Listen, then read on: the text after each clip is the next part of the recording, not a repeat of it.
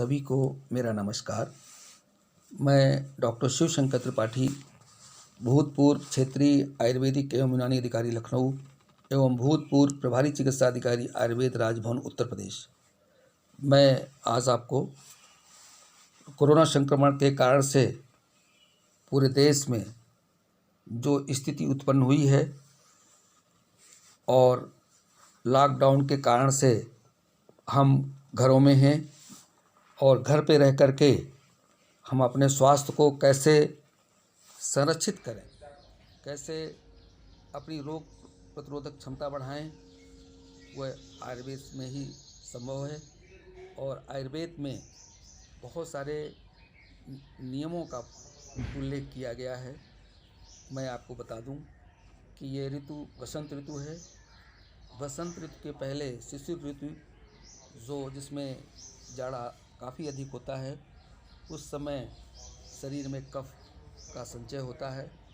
और जैसे ही वसंत ऋतु में तापमान बढ़ता है, हालांकि इस वर्ष तापमान देर से बढ़ा है और उसके कारण से वो सूर्य के ताप से कफ जब पिघलता है तो हमारे प्राणवायु स्रोतस में जो हमारे जो चैनल्स हैं रेस्पिरेटरी सिस्टम्स के, उस पे जा कर के कहीं अवरोध उत्पन्न करता है, जिससे हमको सर्दी, जुखाम, खांसी, बुखार और अनेक प्रकार के वायरल इन्फेक्शन, जिसमें हमारी छोटी माता, मेजल्स और इस तरह के विकार भी ये हर वर्ष कुछ न कुछ होते आए हैं।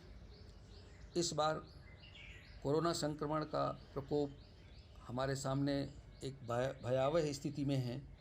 वह हालांकि हमारे देश में नहीं हुआ इसका प्रादुर्भाव, किंतु अपने देश में आ पहुंचा है। अतएव हमें इस संक्रमण को कैसे हार देनी है, कैसे मात देनी है, इसके लिए हम अपने शरीर की रोग प्रतिरोधक क्षमता बढ़ानी है, जिससे हम कोरोना संक्रमण से लड़ सकें और स्वस्थ रह सकें। किंतु ये ध्यान रखें कि कोरोना संक्रमण से बचाव का सबसे बड़ा जो मुख्य उपाय है वो सोशल डिस्टेंसिंग है और सैनिटाइजेशन। अतएव हमें घर में रह कर के ही अपने शरीर को स्वस्थ रखना है और इस संक्रमण से दूर रहने के लिए हमें इसका दृढ़ता से पालन करना है। मैं आपको बता दूं कि जैसे ही आप सुबह जगते हैं, कोशिश करें कि रात्रि में 8 बजे तक खाना खा लें, 10 बजे तक सो जाएं और सुबह जो हमारी हो वो सूर्योदय के पूर्व हो। सूर्योदय के पूर्व आप जगें और जगने के बाद आप नित्य क्रिया करके 1 गिलास से 2 गिलास तक गर्म पानी पिएं, जिसमें आप 1 नींबू का रस भी मिलाएं तो और भी बेहतर रहेगा। दूसरी बात आपको मैं बता दूं कि जो सबसे अच्छा रोग प्रतिरोधक क्षमता बढ़ाने में, हमारे इम्यून सिस्टम को मजबूत रखने में गिलोय, जिसे गुर्च भी कहते हैं, और ये ऐसी लता है जिसका स्टेम प्रयोग करते हैं। स्टेम की जो मैं आपको बता दूं कि इसका 1 अंगुल मोटा और 6 इंच का एक टुकड़ा, एक बलिस्थ कहते हैं उसको, बलिस्थ का जो लंबाई होती है वो 6 इंच के लगभग होती है। तो 6 इंच का टुकड़ा और 1 अंगुल मोटा यदि है तो वो एक आदमी के लिए पर्याप्त होता है। उसको कुचल करके उसमें 1 काली मिर्च या 2 काली मिर्च, 4-6 तुलसी के पत्ते डाल करके उबाल कर काढ़ा पिया जाए तो बहुत ही लाभकारी होता है। वैसे आप जो है उसके साथ में हल्दी, अदरक, काली मिर्च, लेमन ग्रास मिलाएं और तुलसी, जैसे मैंने आपको बताया, गिलोय के साथ में, और उसका काढ़ा यदि आप पीते हैं तो बहुत ही लाभकारी होगा।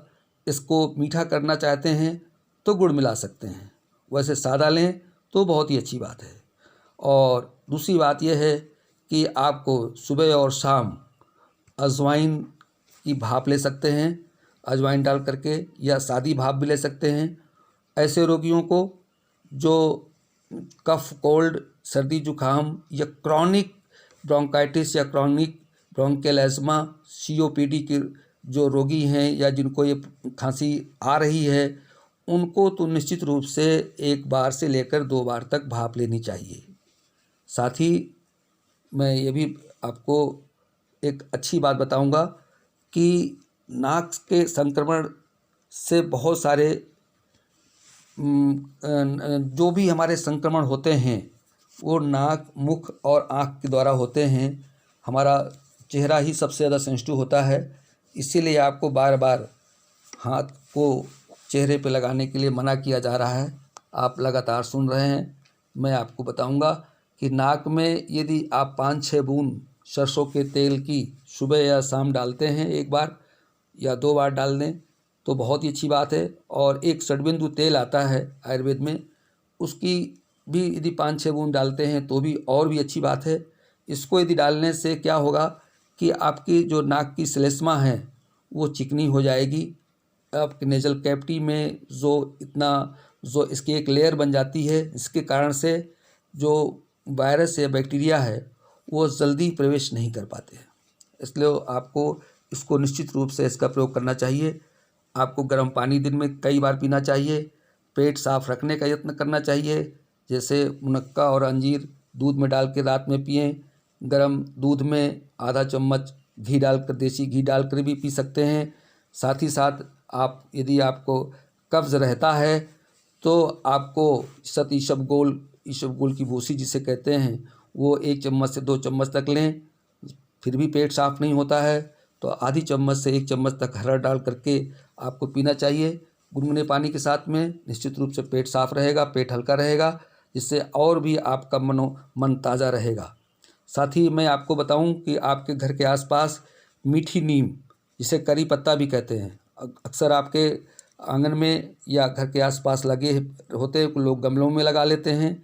आप जानते हैं कि जो है जितनी भी हमारी साउथ की डिश हैं उसमें हर खाने में, चाहे इडली हो, चाहे सांभर हो, या आपका कुछ भी इस तरह की जो साउथ डिश हैं उस पे सब में करी पत्ता लोग डालते हैं, साउथ के लोग। तो आप उस करी पत्ते का प्रयोग जो है आप अपने दाल सब्जी में ज़रूर प्रयोग करें। इससे पेट के कीड़े मरते हैं, वायरस और बैक्टीरिया को नष्ट करता है ये। और ये जो है आपका हाजमा भी दुरुस्त करेगा और भूख भी बढ़ाएगा, और विशेष रूप से ये डाइजेशन के लिए बहुत ही अच्छी बात है।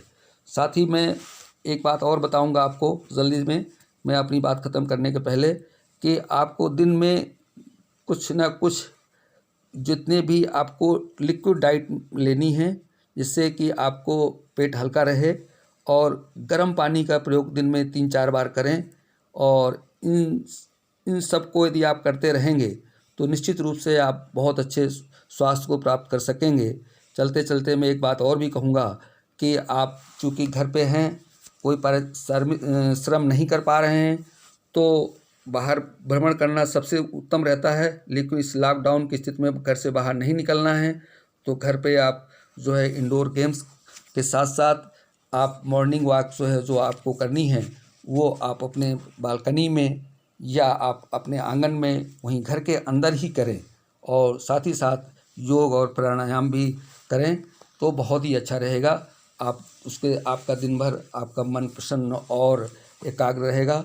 निश्चित रूप से ये आपके सब उपयोग में आएगा। आप स्वस्थ रहेंगे और भारत स्वस्थ होगा। और मैं आपको बहुत शुभकामनाएं देता हूँ। इन्हीं शब्दों के साथ सभी का नमस्कार। सभी को मेरा नमस्कार।